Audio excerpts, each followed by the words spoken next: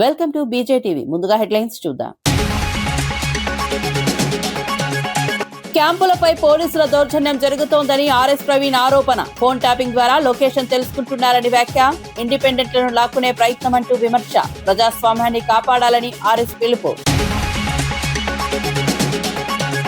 అంబటి వ్యవహారంపై మౌనిక తీవ్ర వ్యాఖ్యలు. కుటుంబంపై వ్యక్తిగత దూషణలు ఆమోదయోగం కాదని హెచ్చరిక. రాజకీయ ప్రతీకార ధోరణి మానుకోవాలని సూచన. వ్యవస్థలు ఎలా పనిచేస్తాయో చూపిస్తామని వ్యాఖ్య. ఒప్పందాలపై రాహుల్ వ్యాఖ్యలకు అమిత్ షా కౌంటర్. దేశ ప్రయోజనాలే ప్రథమమని కేంద్రం స్పష్టం. వాణిజ్య ఒప్పందాలతో ఆర్థిక లాభమని వివరణ. దేశ విషయాల్లో రాజకీయాలు మానాలని సూచన. తండాల అభివృద్ధిలో నిర్లక్ష్యం చేశారని బీజేపీ ఆరోపణ. గిరిజన ప్రాంతాల్లో మౌలిక సదుపాయాల కొరతపై విమర్శ. కేంద్ర పథకాల అమలులో రాష్ట్ర వైఫల్యమని వ్యాఖ్య. తక్షణ చర్యలు తీసుకోవాలని రాష్ట్రానికి డిమాండ్. కేసీఆర్ జన్మదిన వేడుకలను ఘనంగా నిర్వహించాలని వెల్లడి. రాష్ట్రానికి నీళ్లు కరెంట్ అందించిన నాయకులని ప్రశంస. సంక్షేమ పథకాలతో పేదలకు అండగా నిలిచారని వ్యాఖ్య. ఫిబ్రవరి 17 రాష్ట్ర వ్యాప్తంగా వేడుకలకు పిలుపు. ఇక వార్త వివరాల్లోకి వెళ్తే, మంచిర్యాల జిల్లా క్యాతనపల్లి మున్సిపాలిటీలో బీఆర్ఎస్ సిపిఐ కౌన్సిల్లో ఉన్న క్యాంపుపై ఉద్రిక్తత నెలకొంది. చైర్మన్ ఎన్నికల ముందు భద్రాచలంలోని నందిని హోటల్లో ఉన్న కౌన్సిలర్లను చెదరగొట్టేందుకు పోలీసులు వచ్చారని బీఆర్ఎస్ ఆరోపించింది. కాంగ్రెస్ నేతలతో కలిసి పోలీసులు ఒత్తిడి తెచ్చారని విమర్శలు వెలువెత్తాయి. అప్రమత్తమైన మాజీ ఎమ్మెల్యే బాల్కసుమాన్ కౌన్సిలర్లను అక్కడి నుంచి తరలించి క్యాతనపల్లిలోని తన నివాసానికి తీసుకెళ్లారు. చైర్మన్ పీఠం కోసం అరాచకాలు జరుగుతున్నాయని బీఆర్ఎస్ నేతలు మండిపడ్డారు. రేపటి ఎన్నికల్లో దొడ్డిదారిన పదవిని చేజిక్కించుకోవాలని ప్రయత్నిస్తున్నారని ఆరోపించారు. ఘటనపై రాజకీయ వర్గాల్లో చర్చ జరుగుతోంది. పోలీసులు మాత్రం శాంతి భద్రతల కోసమే చర్యలు తీసుకున్నామని చెబుతున్నారు.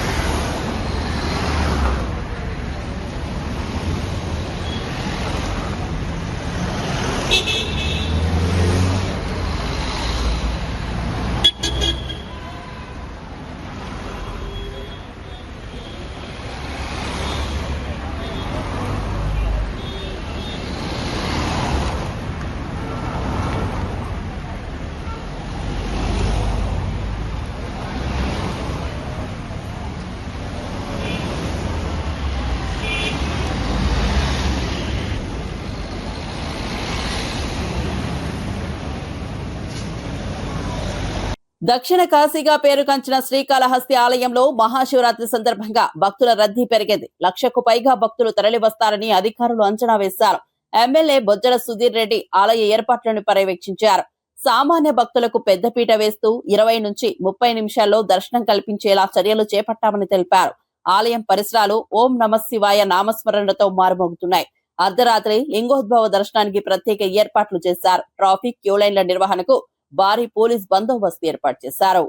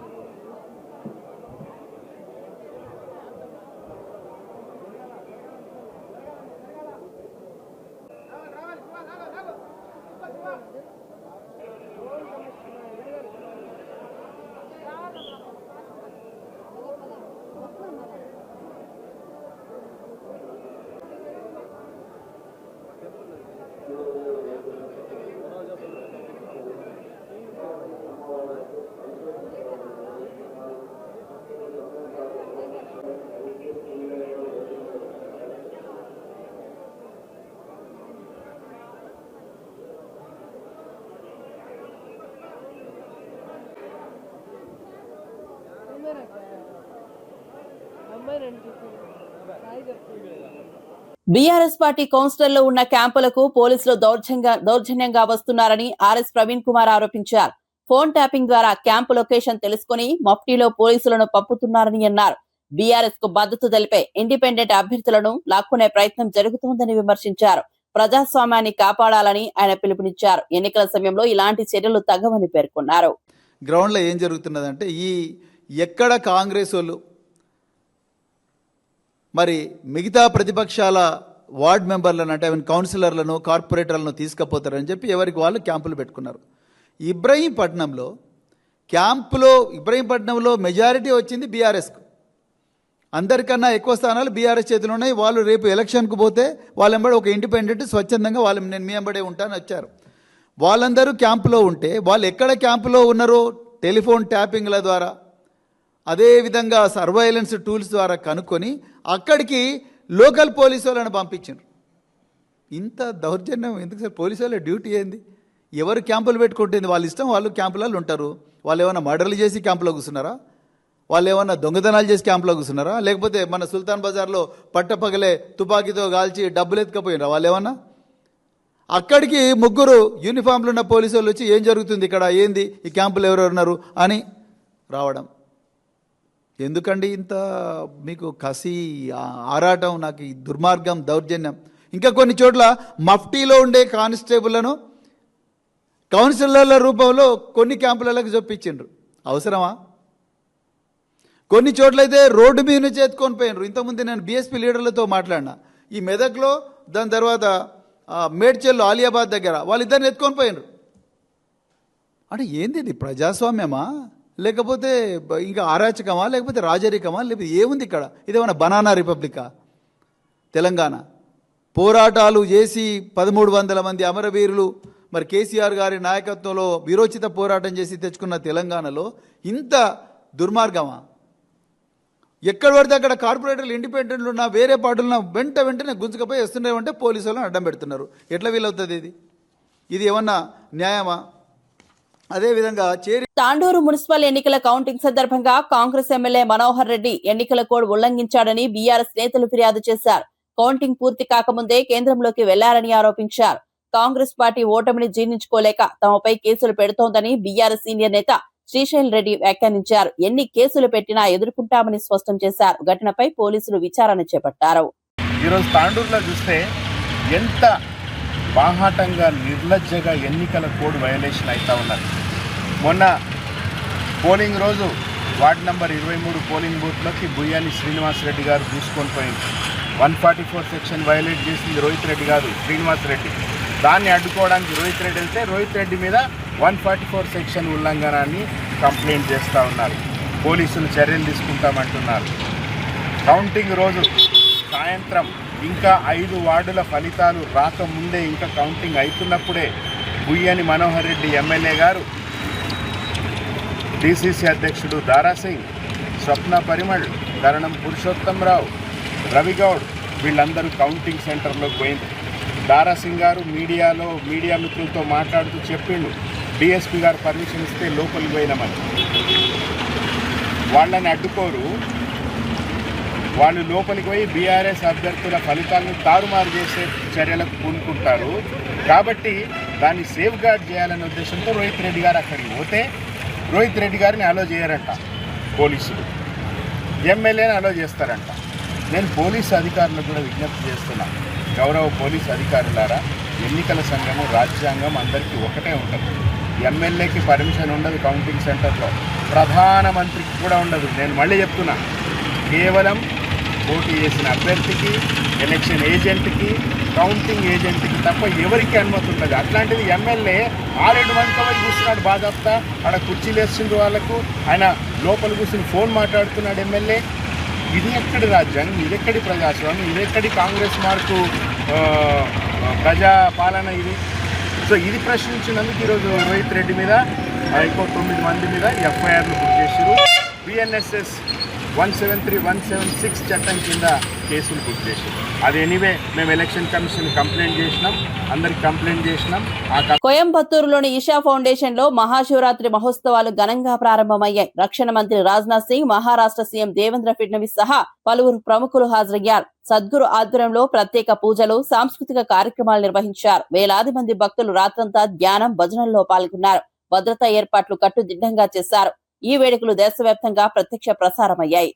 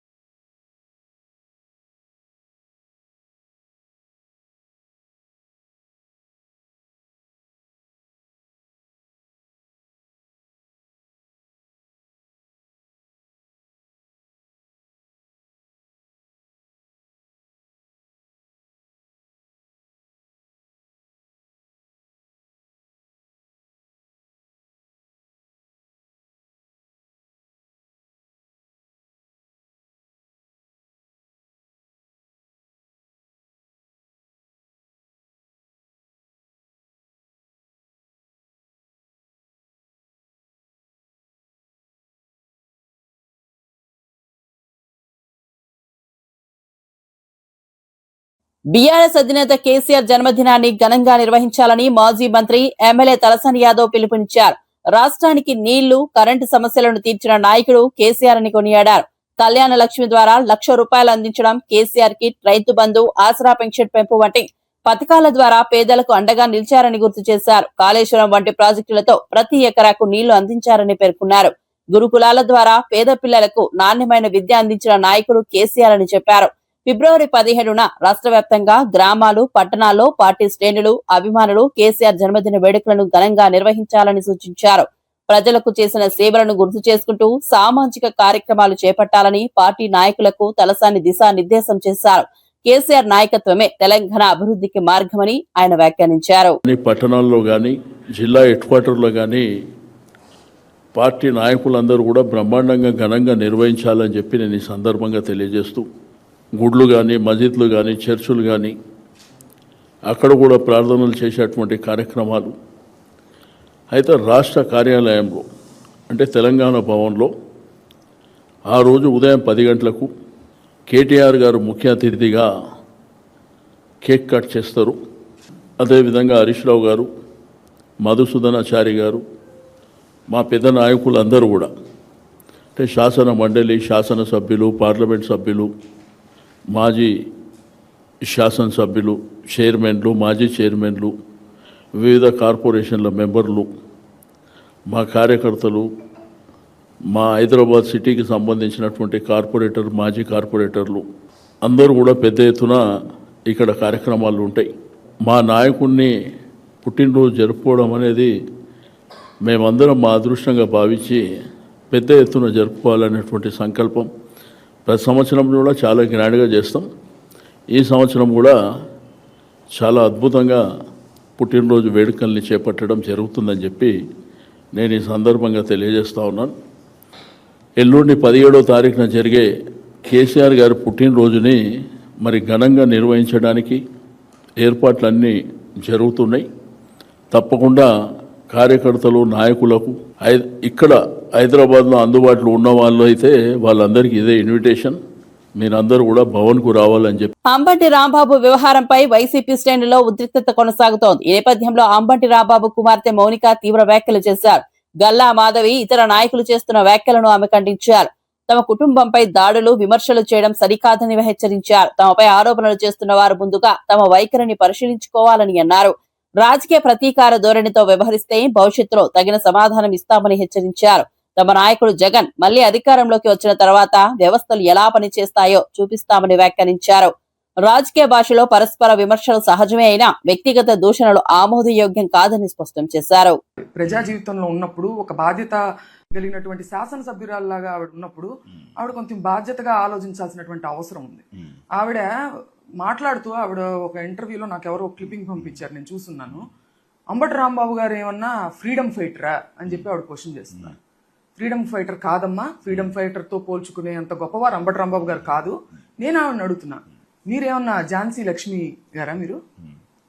మీరు అంతమందిని వేసుకుని వచ్చి దాడి చేయించారే, మరి ఇలాగే ఆడవాళ్ళని విమర్శిస్తూ తప్పు అర్థాలు పలికేటట్టుగా చంద్రబాబు నాయుడు గారు కూడా మాట్లాడున్నారు. ఆయన మీద కూడా వెళ్తారా? మీరు ఇదే పోరాట స్ఫూర్తిని అటువైపు కూడా చూపిస్తే, అందరి పట్ల సమానంగా చూపిస్తే ఈ పోరాట స్ఫూర్తిని అభినందనీయంగా ఉంటుంది. మీరు అటువైపు జరిగినప్పుడు మటుకు మీరు కామ్గా ఉంటారు, ఇటువైపు ఏమో దాడులకు దిగుతారా, ఇంటి మీదకి వస్తారా, కత్తులు కర్రలు పట్టుకుని సారీ అడగడానికి వచ్చాను ఒక అందమైన పేరు పెడతారా దానికి, దాడికి? విశాఖపట్నంలో శివరాత్రి వేడుకలు ఘనంగా నిర్వహించారు. సుబ్బరామిరెడ్డి సేవాపీఠం ఆధ్వర్యంలో ఆర్కే బీచ్ వద్ద ప్రత్యేక కార్యక్రమాలు జరిగాయి. గత 4 దశాబ్దాలుగా శివలింగాల ప్రతిష్టాపన, పవిత్ర జలాలతో అభిషేకం నిర్వహించడం ఆనవాయితీగా కొనసాగుతోంది. ఈ సంవత్సరం మహాకుంభాభిషేకంతో కార్యక్రమం మరింత వైభవంగా జరిగింది. వేలాది మంది భక్తులు పాల్గొని శివనామస్మరణతో ప్రాంతాన్ని మార్మోగించారు. భక్తుల సౌకర్యార్థం ప్రత్యేక ఏర్పాట్లు చేశారు. అన్న ప్రసాదం, భక్తులకు త్రాగునీరు, క్యూలైన్ల నిర్వహణ వంటి ఏర్పాట్లను నిర్వాహకులు పర్యవేక్షించారు. శివరాత్రి సందర్భంగా భక్తి వాతావరణం నెలకొంది. స్థానిక ప్రజలు, ప్రముఖులు పాల్గొని కార్యక్రమానికి శోభను తెచ్చారు. వినియోగించుకొని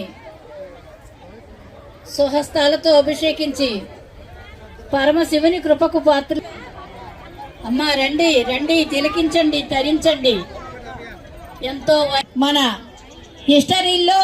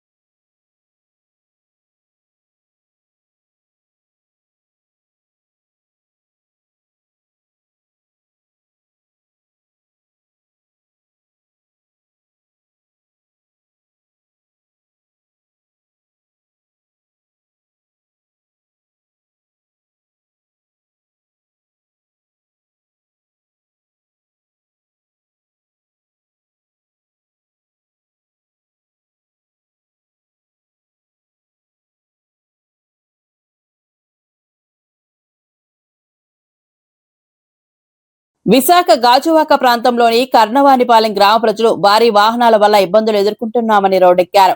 గంగవరం ఫోర్ట్ స్టీల్ ప్లాంట్ కు వెళ్లే బొగ్గు లారీల వల్ల దుమ్ము, కాలుష్యం పెరిగి ఆరోగ్య సమస్యలు తలెత్తుతున్నాయని వాపోయారు. పిల్లలు, పెద్దలు శ్వాసకోశ సమస్యలతో బాధపడుతున్నారని తెలిపారు. అధికారులను ఎన్నిసార్లు కోరినా స్పందన లేకపోవడంతో రహదారిపై టెంట్ వేసి ధర్నా చేపట్టారు. భారీ వాహనాలను అడ్డుకుని తమ సమస్యలను పరిష్కరించాలని డిమాండ్ చేశారు.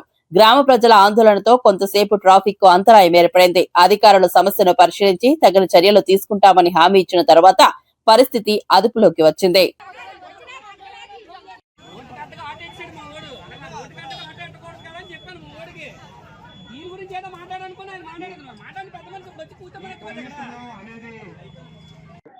నమస్కారం అండి, మాది పాత కర్ణవానిపాలెం గ్రామం. ముందుగా మా సమస్యను పై దృష్టికి తీసుకెళ్ళడానికి వచ్చిన మీడియా సోదరులందరికీ మా తరపున ధన్యవాదాలు తెలియజేసుకుంటున్నాం సార్. మేము దాదాపు 5 సంవత్సరాల నుంచి మాకున్న ఈ పొల్యూషన్ గురించి అన్ని కార్యాలయాల్లో తిరిగి లెటర్లు ఇచ్చాం సార్. అందరూ కూడా చూద్దాం చేద్దాం అని అన్నవాళ్ళ తప్ప 5 సంవత్సరాలు అన్ని కార్యాలయాలు తిరిగి చాలా విసిగిపోయాం సార్. ఇంకా మాకు తప్పని పరిస్థితుల్లో లాస్ట్ ఆప్షన్గా ఈరోజు ఈ కార్యక్రమాన్ని ఎంచుకున్నాం మేము.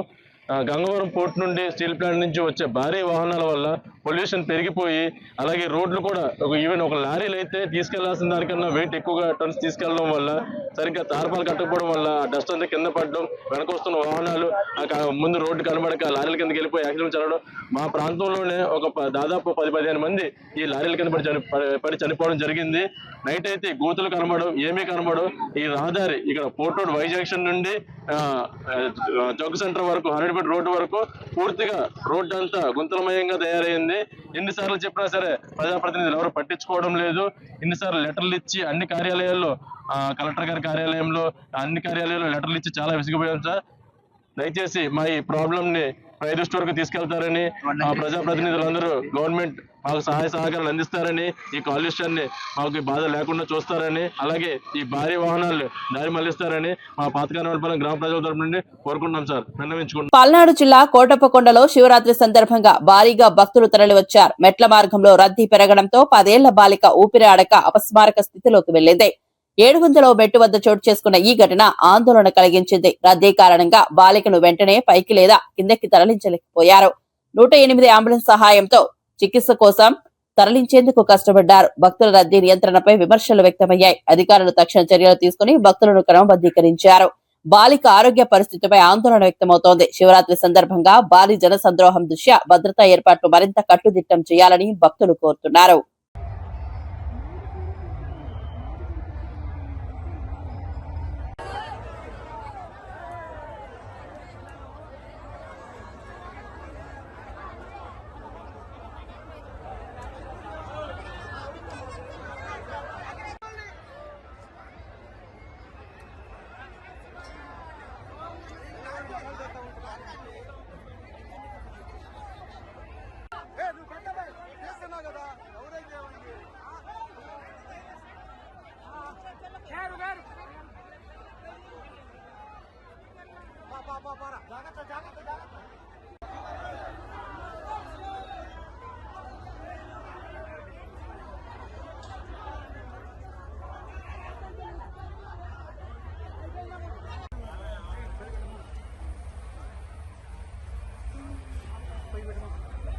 జనసేన పార్టీ సభ్యత్వ నమోదు కార్యక్రమాన్ని ఆ పార్టీ అధ్యక్షుడు పవన్ కళ్యాణ్ మంగళగిరిలోని తన క్యాంపు కార్యాలయంలో ప్రారంభించారు. పార్టీ బలోపేతానికి గ్రామ స్థాయి నుంచి రాష్ట్ర స్థాయి వరకు శక్తివంతమైన కేడర్ను నిర్మించడమే లక్ష్యంగా ఆయన పేర్కొన్నారు. యువత, మహిళలు, ఉద్యోగులు పెద్ద సంఖ్యలో సభ్యత్వం తీసుకుని పార్టీ సిద్ధాంతాలను ప్రజల్లోకి తీసుకెళ్లాలని పిలుపునిచ్చారు. ప్రజా సమస్యల పరిష్కారమే జనసేన ప్రధాన ఎజెండా అని స్పష్టం చేశారు. రాబోయే ఎన్నికలను దృష్టిలో ఉంచుకుని పార్టీ శక్తిని మరింత పెంచే దిశగా ఈ సభ్యత్వ కార్యక్రమం కీలకంగా మారనుంది. కార్యకర్తలు ప్రతి ఇంటికి చేరుకుని సభ్యత్వ నమోదు చేపట్టాలని సూచించారు. రాష్ట్ర రాజకీయాల్లో ప్రజలకు ప్రత్యామ్నాయ రాజకీయ శక్తిగా నిలబడాలన్న సంకల్పంతో ముందుకు సాగుతున్నామని పవన్ తెలిపారు. మన ఇల్లు, మన కుటుంబం, మన కుటుంబంకి నడిపేవాడు వాడు ఇవ్వకపోతే ఎట్లా అనుకుంటాం. ఒకవేళ లేనప్పుడు పర్లేదు, పని చేద్దాం.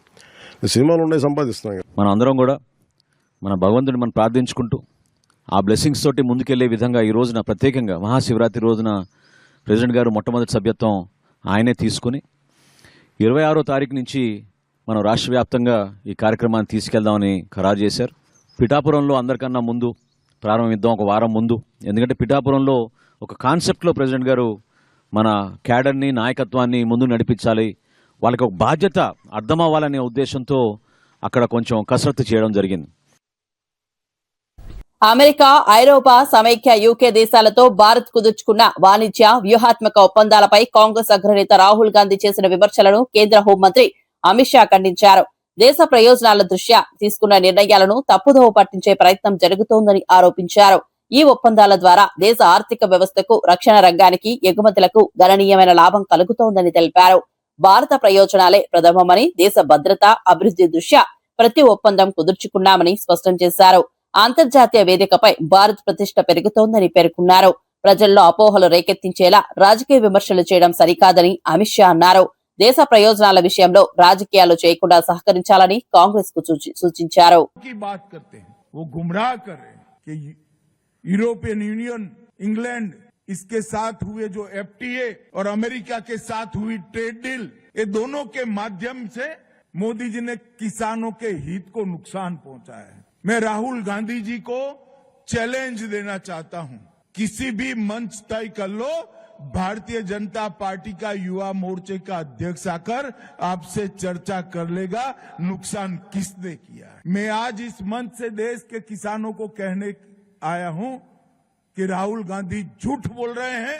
किसानों को पूर्णतया नरेंद्र मोदी जी ने सुरक्षित किया है. किसी को चिंता करने की जरूरत नहीं. నిర్మల్ జిల్లా బైంసా మున్సిపాలిటీలో చైర్మన్ పదవి కోసం రాజకీయ పోరు ఉత్కంఠభరితంగా మారింది. స్పష్టమైన మెజార్టీ ఏ పార్టీకి రాకపోవడంతో స్వతంత్ర కౌన్సిలర్లపై ప్రధాన పార్టీల దృష్టి పడింది. వారిని తమ వైపు తిప్పుకునేందుకు తీవ్ర ప్రయత్నాలు సాగుతున్నాయి. క్యాంపు రాజకీయాలు, రహస్య చర్చలు, వ్యూహాత్మక సమావేశాలు కొనసాగుతున్నాయి. చైర్మన్ ఎన్నిక కీలకంగా మారడంతో పార్టీల నేతలు స్వయంగా రంగంలోకి దిగారు. మున్సిపల్ పాలనలో అధికారం సాధించేందుకు ప్రతి ఓటు విలువైనదిగా మారింది. స్థానిక రాజకీయాలు వేడెక్కడంతో పరిస్థితి ఉద్రిక్తంగా మారుతోంది. బైంసా రాజకీయాలపై రాష్ట్ర వ్యాప్తంగా ఆసక్తి నెలకొంది. చివరకు ఎవరి వ్యూహం ఫలిస్తుందో అన్న ఉత్కంఠ నెలకొంది.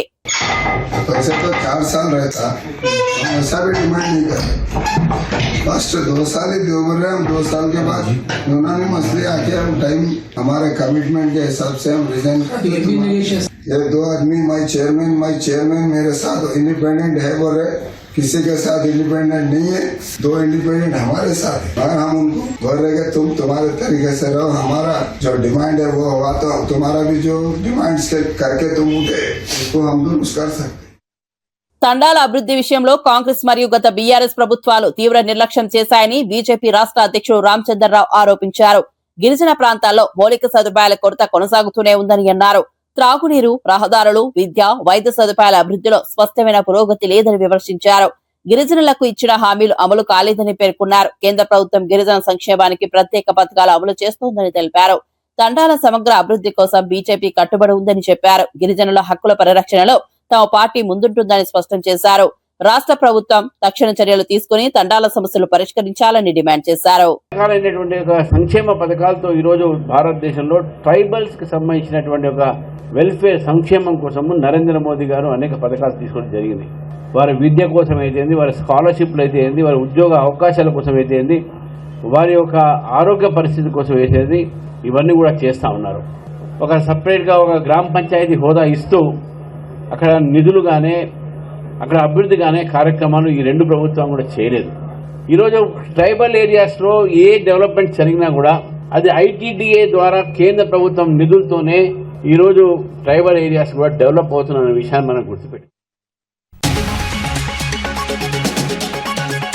క్యాంపులపై పోలీసుల దౌర్జన్యం జరుగుతోందని ఆర్ఎస్ ప్రవీణ్ ఆరోపణ. ఫోన్ ట్యాపింగ్ ద్వారా లొకేషన్ తెలుసుకుంటున్నారని వ్యాఖ్య. ఇండిపెండెంట్లను లాక్కునే ప్రయత్నం అంటూ విమర్శ. ప్రజాస్వామ్యాన్ని కాపాడాలని ఆర్ఎస్ పిలుపు. అంబటి వ్యవహారంపై మౌనిక తీవ్ర వ్యాఖ్యలు. కుటుంబంపై వ్యక్తిగత దూషణలు ఆమోదయోగం కాదని హెచ్చరిక. రాజకీయ ప్రతీకార ధోరణి మానుకోవాలని సూచన.